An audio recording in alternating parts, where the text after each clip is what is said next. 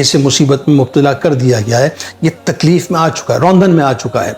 घरों के अंदर आप देख लीजिए, ये आपको मामलात नज़र आते हैं, ऑफिस के अंदर आपको ये मामलात नज़र आते हैं, कारोबारी हल्के के अंदर आपको ये मामलात नज़र आते हैं। जो भी आपके सामने खड़ा है, जब वो किसी तकलीफ में मुब्तला होता है तो आपके अंदर से जो एक आवाज़ आती है कि और ये रगड़ा चाहे और ये परेशान हो, ताकि मुझे अंदर से जो है वो और ज़्यादा खुशी और मसरत महसूस हो। ऐसा मत किया कीजिए, किसी की तकलीफ पर खुश न हुआ कीजिए। सरकार मदीना सल्लल्लाहु अलैहि वसल्लम ने फरमाया कि तू अपने भाई की मुसीबत पर खुशी का इजहार न कर, तू अपने भाई की मुसीबत पर खुशी का इजहार न कर, वरना अल्लाह उस पर रहम फरमाएगा और तुझे मुसीबत में मुब्तला कर देगा।